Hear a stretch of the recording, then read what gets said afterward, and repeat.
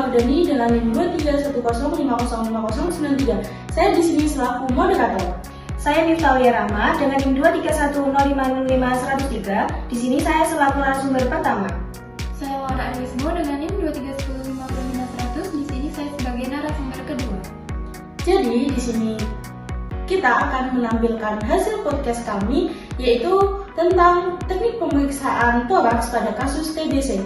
Selamat menyaksikan. Halo Sobat Radiologi, kembali lagi bersama saya, Salsa, dalam podcast Radiologi Hits. Hari ini kita akan membahas topik yang cukup sering ditemukan di ruang radiologi, tetapi tetap menarik dan penting banget, yaitu tuberkulosis atau TBC. Kita akan mengupas tuntas tentang pemeriksaan toraks pada pasien anak-anak dan dewasa, termasuk perbedaan teknik, gambaran radiologi, serta bagaimana prosedur secara teknis. Tentunya, saya tidak sendiri, sudah hadir dua narasumber keren dari mahasiswa radiologi semester 4. Langsung saja kita sambut Miftah dan Laura. Halo semuanya, senang banget bisa hadir di sini. Saya Miftah, mahasiswa radiologi yang kadang lupa makan karena kebanyakan scroll dekom. Hai, saya Laura yang katanya paling banyak mengatur tentang posisi pasien. Tapi demi hasil titer yang optimal harus begitu kan? Kalian memang luar biasa. Nah, langsung saja kita masuk ke pembahasannya nih. Bagaimana sih prosedur pemeriksaan toraks pada pasien dewasa, terutama untuk kasus TBC?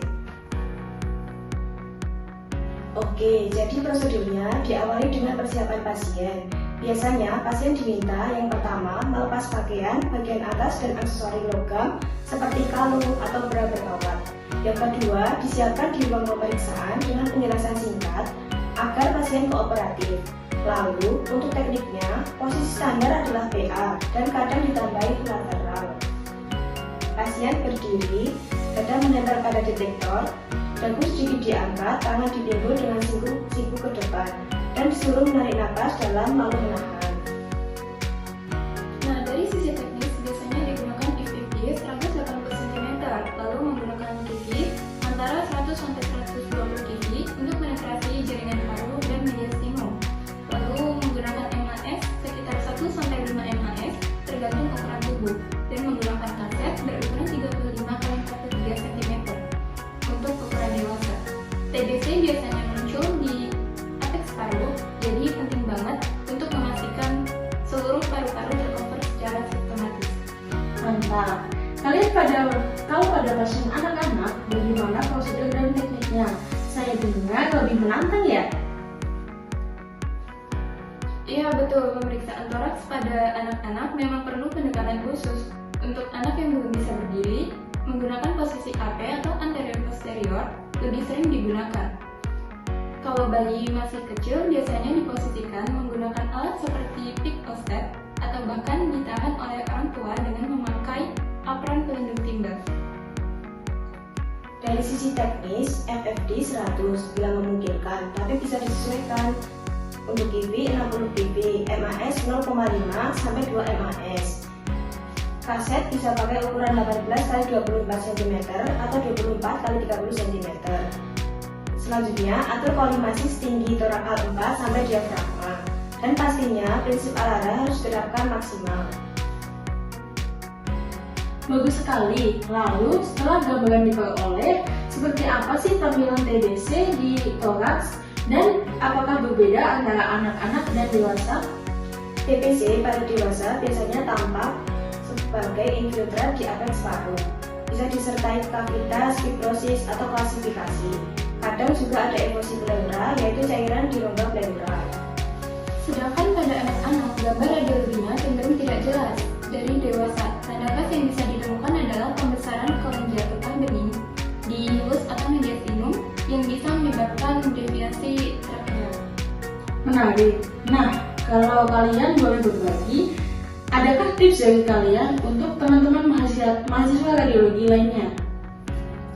Tips dari saya, komunikasikan dengan baik ke pasien, apalagi anak-anak dan orang tuanya. Tenangkan mereka supaya tidak bergerak saat pemeriksaan. Kalau dari saya, kuasai anatomi dan setting exposure. Karena pemahaman teknis itu penting banget biar hasil citranya optimal dan tidak perlu ulang pemotretan.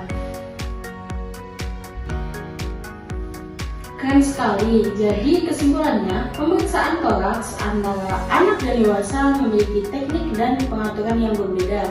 Gambaran TBC juga bervariasi tergantung usia pasien. Dan yang paling penting, utamakan keselamatan radiasi terutama pada anak-anak. Buat penutup, aku kasih pertanyaan hiburan nih. Kalau kalian jadi alat radiologi, kalian mau jadi alat apa buat ngalahin si TBC ini? Aku mau jadi CT scan berkecepatan cahaya. Sekali klik, semua iritasi ketahuan. Kalau aku sih mau jadi PACS dengan AI deteksi TBC otomatis. Jadi nggak cuma simpan gambar, tapi sekalian ngasih tahu hasilnya. Males ribet. Bener-bener out of the book ya kalian. Oke deh sobat radiologi, sampai sini dulu episode kali ini.